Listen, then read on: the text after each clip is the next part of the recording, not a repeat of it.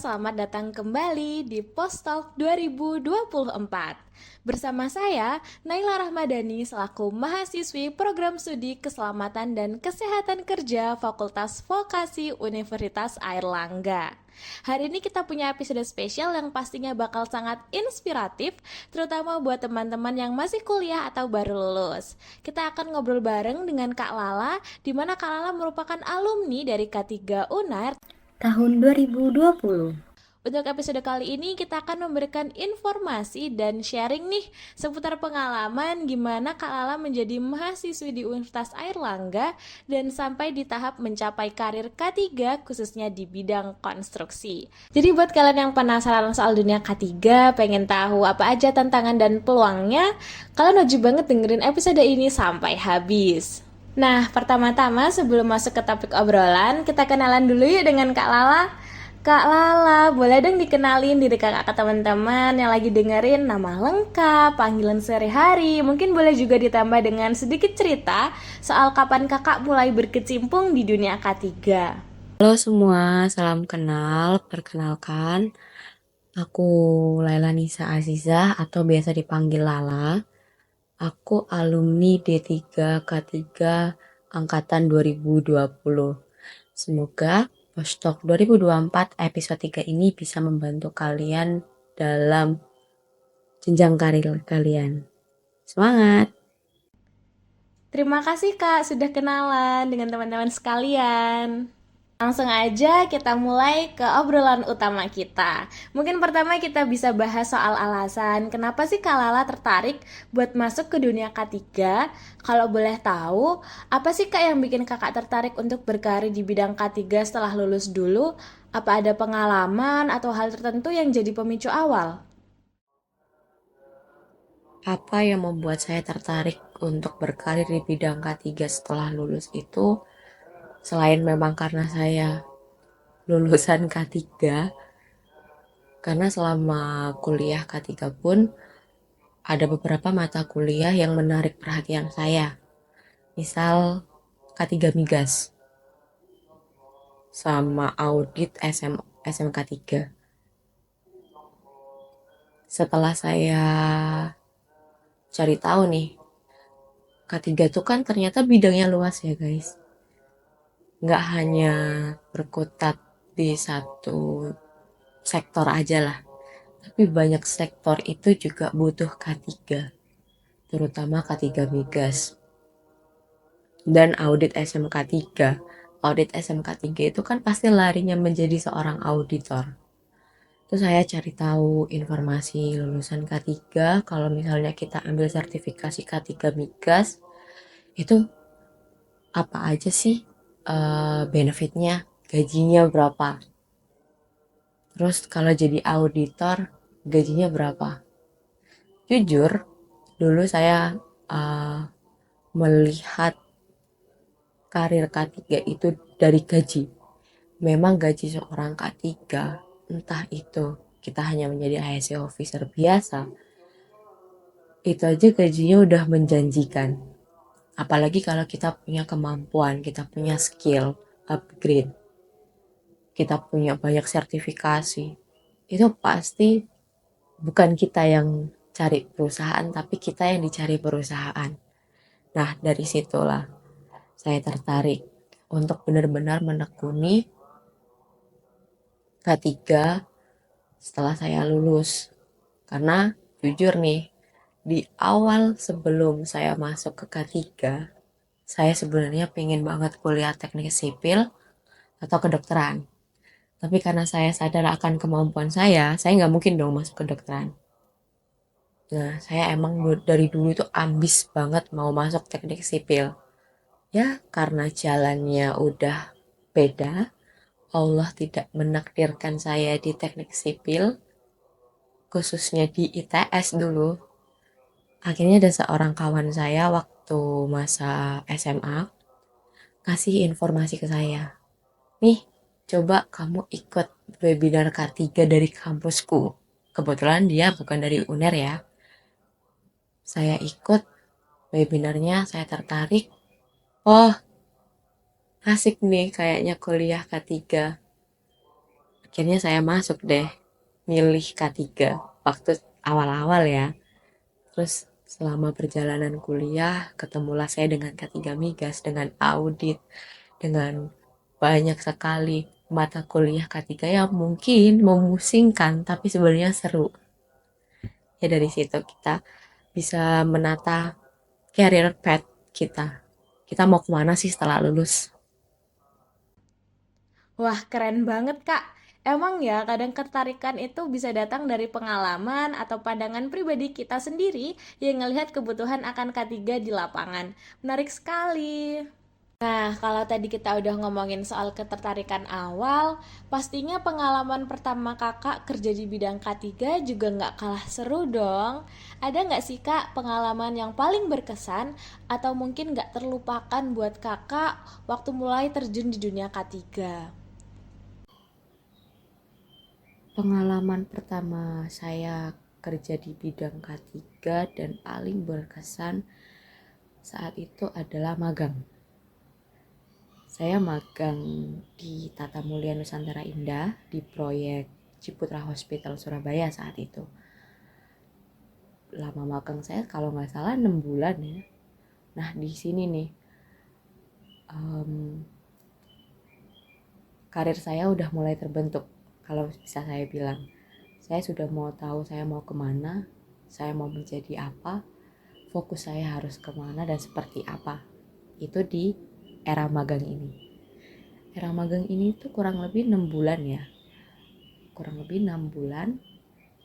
Dan saat itu saya kira anak magang itu ya pada umumnya lah. Kalau anak magang di K3 itu kan biasanya terkenal dengan ya jadi tukang fotokopi rambu atau kalau enggak laminating rambu doang, ya kan? Tapi alhamdulillah selama saya magang di Tata, saya mendapatkan pengalaman yang luar biasa. Mulai dari turun lapangan, mulai dari edukasi pekerja, mulai dari cara inspeksi dan sebagainya. Di sini saya mulai tertarik, saya mau tahu kemana nih. Yang paling bikin saya terkesan saat itu adalah bagaimana saya pertama kali mengingatkan seorang pekerja untuk tetap taat dengan K3. Saat itu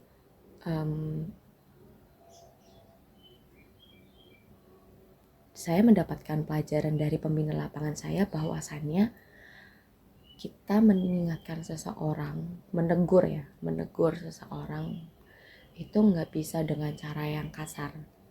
Karena kita ada di dunia konstruksi, dimana ya orang-orangnya udah capek, kamu negurnya dengan cara yang salah, itu nggak akan jadi teguran buat mereka, malah kamu yang akan dimusuhin sama mereka. Jadi ada tips and triknya nih. Saya diajarin sama pembina lapangan saya cara gimana ngadepin pekerja di dunia konstruksi. Yang paling awal adalah dengan menegur secara lisan, secara sekali, 2 kali, 3 kali tidak bisa, maka dilayangkan yang namanya punishment. Ya mungkin itu pada umumnya basic ya, basic lah kak, itu kan ya pada umumnya aja. Cuman di sini saya mulai belajar gimana sih cara kita ngehadapin pekerja yang mungkin mohon maaf pendidikannya ada jauh di bawah kita kadang. Di sini saya mulai terbentuk pendekatan dengan pekerja selama magang. Dan ini pengalaman yang luar biasa, nggak bisa saya beli dengan uang. Tantangannya juga luar biasa. Kadang ada pekerja itu yang menolak ketika kita tegur. Kadang itu ya susah lah kalau dibilangin ya. Kadang itu mereka yang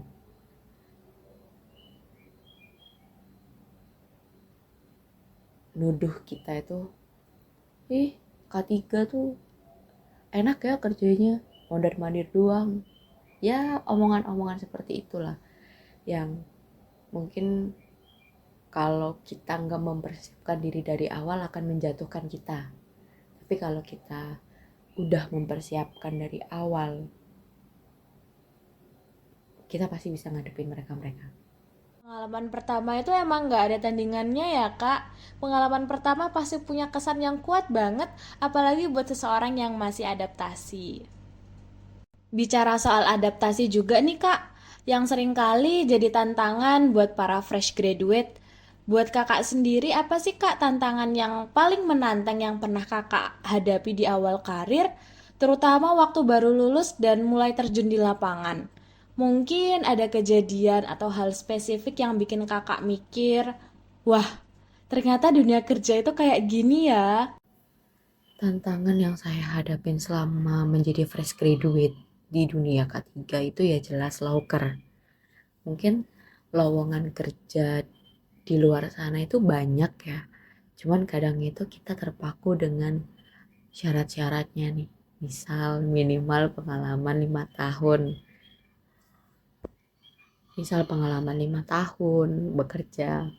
Atau mungkin harus, biasanya nih kalau lulusan D3 pasti banget terpakunya itu sama syarat minimal S1 atau D4. Itu pasti bikin kita udah, apalagi saya ya, minder sih sebenarnya. Cuman saya harus yakin, saya meskipun lulusan D3 pasti saya bisa berkarir di K3 dengan baik. Nah, yang saya pelajari nih selama saya menjadi fresh graduate, ternyata relasi selama kalian kuliah itu juga mempengaruhi yang namanya karir kalian. Saya nggak munafik. Yang namanya info dari seorang alumni, apalagi alumni yang sudah bekerja di situ, di perusahaan itu tuh bisa mempengaruhi karir kalian juga. Kalian mau kemana. Kalau kalian punya alumni di situ, itu juga bisa menjadi poin plus gitu untuk kalian. Lalu yang saya pelajari juga, ternyata selama saya kuliah mungkin kalau saya dulu sering ikut yang namanya magang-magang kayak Magenta dan sebagainya, itu mungkin bisa kali ya memperbaiki CV saya, juga bisa mempermudah rekruter itu untuk menyeleksi CV saya. Saya berpikirnya seperti itu karena yang dicari oleh rekruter itu pengalaman saat magang, pengalaman saat PKL. Itu benar-benar dilihat sama mereka. Kebanyakan dari mereka nggak pernah melihat yang namanya pengalaman organisasi. Tapi kalau seorang fresh graduate itu dilihat selama kalian magang, tuh kalian ngapain aja, kalian berapa lama magangnya, selama magang ngapain aja, udah pernah ngasih kontribusi apa di perusahaan itu selama kalian magang. Oh, ternyata ini ya ilmu magang yang sudah saya dapat, ternyata ya berguna di karir saya ke depannya seperti itu. Iya, bener banget Kak. Kadang ekspektasi di awal tuh beda banget sama realita di lapangan ya. Tapi justru itu yang bikin kita bisa makin kuat dan makin belajar banyak hal baru. Dengan pengalaman dan jam terbang kakak yang udah sekitar 4 tahun di bidang K3, pastinya kakak udah banyak banget dong ngalamin hal tak terduga selama 4 tahun ini. Ada nggak sih kak situasi atau momen-momen yang tak terduga yang bikin kakak belajar sesuatu yang nggak pernah kakak bayangin sebelumnya? Jujur, dalam berkarir di dunia K3 itu nggak selamanya berjalan mulus. pastilah ada kesulitan-kesulitan di awal saat bekerja. Yang bikin saya culture shock saat bekerja tuh mungkin di zaman magang, flashback di zaman magang, saya mengingatkan pekerja itu masih bisa sabar lah, dikategorikan sabar. Karena dua kali saya omongin, tiga kali nggak bisa saya omongin. Dulu di era magang saya cuma diminta untuk ngefoto, nanti yang menegur secara resmi itu pembina saya. Mungkin di era magang seperti itu. Tapi ternyata di era bekerja yang pembina saya lakukan, itu saya yang melakukan sekarang. Jadi mulai dari cara menegur saya, terus cara saya memberikan punishment. Oh, gini nih, ngasih punishment pekerja secara langsung nih. Kalau dulu gue cuma ngefotoin doang, terus bikin laporan ke Pak Bina saya. Pak, nih ada pekerja yang susah dibilangin. Ini pekerjanya dari mandor ini. Mungkin selama magang seperti itu. Ternyata selama bekerja, saya yang harus menegur, juga harus memberikan sanksi ke pekerja tersebut. Itu contoh kecilnya, kesulitan pertama. Karena agak kaku sih, yang dulu mungkin uh, bondingnya ke pekerja itu oke lah. Oh ya, baik lah. Terus bonding saat bekerja harus menghadapi pekerja yang susah dibilangin, mau nggak mau harus kita punishment secara tegas. Kita harus inilah menunjukkan taring kita sebagai seorang HSE di lapangan itu seperti apa, supaya kita nggak diremehin. Itu paling sulit menurut saya, karena dari cara kita bersikap dengan mereka itu juga menentukan loh kita dihargain atau enggaknya gitu. Jangan sampai nih kita sebagai seorang K3 yang lemes banget, nggak ada nggak ada galak-galaknya lah, nggak ada galak-galaknya lah ya. Jadi lemes banget ngingetin itu ya, ya Pak, HPD-nya dipakai. Ya, jujur, orang mana sih yang mau menghargai orang seperti itu gitu lah. Jadi di situ tuh kesulitan saya harus menghadapi orang yang benar-benar ini nih dunia kerja nih, ini lo bukan makan lagi.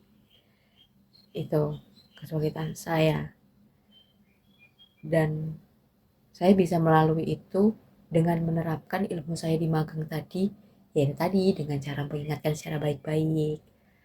Kedua agak ngegas dikit. Ketiga baru marah dan dipanish. Ini yang saya saya bawa sampai sekarang ya seperti itu. Saya sampai saat ini bekerja pun, saya kalau ngingetin pekerja itu nggak yang, nah misal nih ada pekerja kerja di pinggiran nggak pakai body harness, kali saya mungkin bisa masih sama ketawa ke TV ya, Pak, body harnessnya dipakai dong. Nanti kalau misalnya pakai body harness makin cakep. Saya kadang kalau ngingetin seperti itu, makin cakep pakai dulu body harnessnya. Terus habis itu saya tinggal muter lagi. Nah, kalau saya balik ketemu nih orang lagi nggak pakai body harness lagi, agak ngegas dikit omongannya. Pak, Bapak mau dapat 150 juta secara cuma-cuma. Nggak apa-apa, nggak usah pakai body harness. Karena kalau kita di BPJS tuh klaimnya lumayan Pak kalau jatuh 150 juta lebih. Kadang saya godain seperti itu. Ya mungkin agak sarkas ya, agak jahat ya. Cuman di sini nih biasanya di peringatan kedua ini nih yang menyadarkan pekerja. Nah, kalau dia kedua nggak bisa diingetin, kita hukum, kita punish, entah denda atau sebagainya. Seperti itu. Dan itu saya pelajarin saat magang. Trik-trik seperti itulah yang ternyata ya selama magang itu kita kira sepele, ternyata bisa berguna di dunia kerja. Wah, keren banget. Perjalanan karir tuh emang seru banget ya, Kak. Apalagi di setiap tantangan atau kejadian tak terduga, pasti ada pelajaran berharga buat kita. Aku yakin banget nih, Kak, pengalaman Kakak ini pasti bisa jadi inspirasi buat teman-teman yang lagi dengerin, apalagi buat mereka yang baru lulus atau baru masuk ke dunia K3. Nah, kalau ngomongin teman-teman yang baru lulus nih Kak, dari sudut pandang Kakak sendiri yang udah ngalamin lika-liku di dunia K3, mungkin ada tips yang bisa dibagikan buat kita agar lebih siap dan punya bekal saat mau mulai kerja nanti.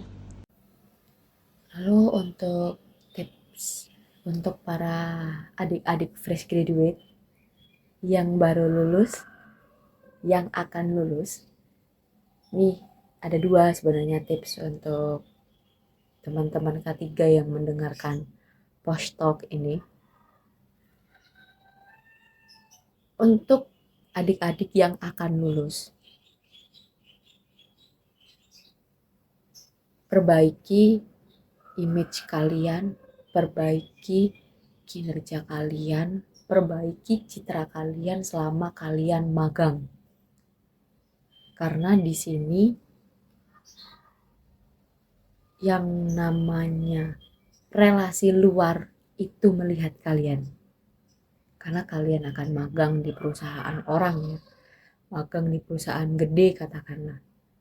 Itu di sini nih. Para relasi-relasi itu melihat kinerja kalian. Nih, kalau magang udah baik, siapa tahu nih bisa saya tarik ke perusahaan saya. Nah, bibit-bibit inilah, awal-awal inilah yang mungkin akan memperbaiki karir kalian. Maka dari itu selama magang, janganlah berbuat, ya nggak selama magang aja ya guys, tapi selama kuliah janganlah berbuat onar. Berbuat baiklah, entah selama kuliah atau selama magang.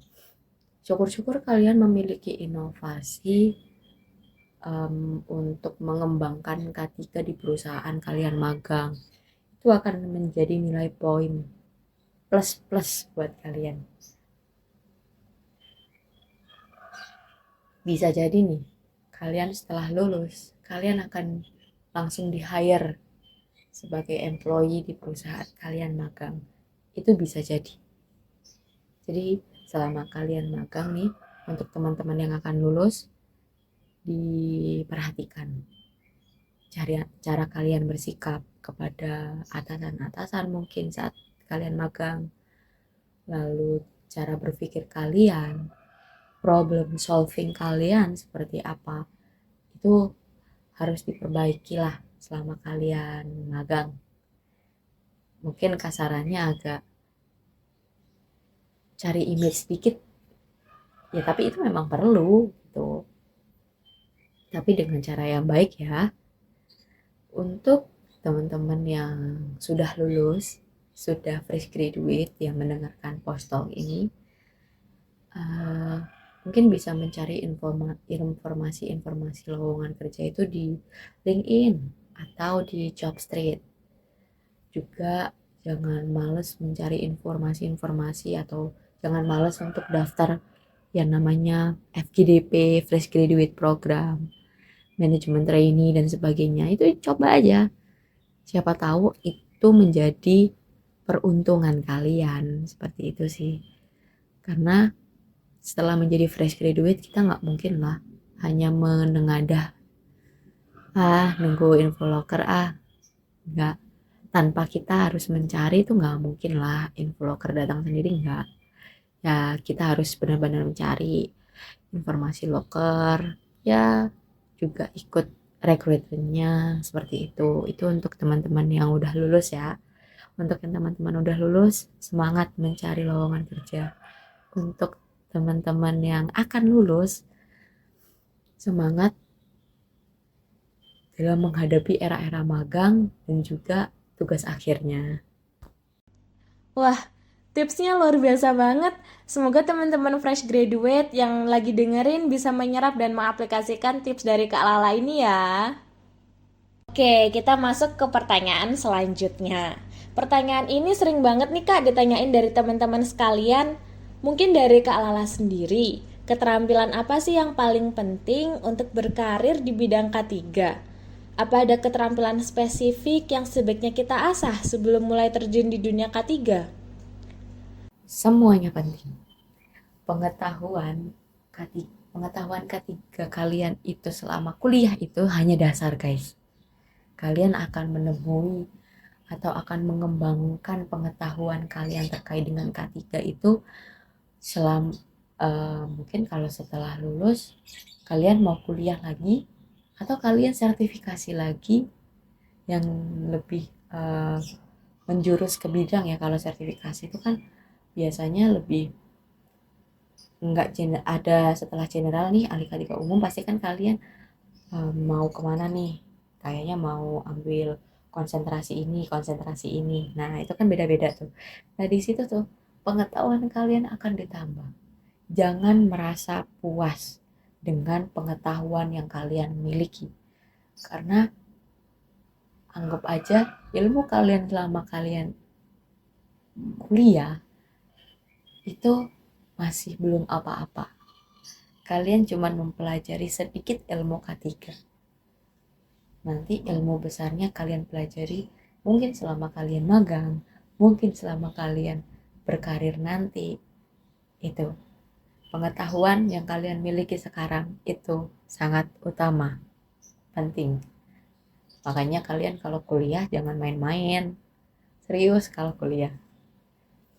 Terus keterampilannya apa Kak yang harus kita miliki selama kita berkarir di bidang K3? Jelas soft skill itu lumayan penting. Ya nggak lumayan penting sih, soft skill itu juga penting untuk di dunia kerja. Karena apa? Soft skill itu kan banyak ya guys. Ada problem solving, ada public speaking, banyak banget. Nah, contoh kecil lah dari yang dua yang udah saya sebutin. Problem solving dan public speaking. Itu penting selama kalian kerja. Karena apa? Selama kalian kerja, K3 itu kan gak akan jauh yang namanya dari masalah ya.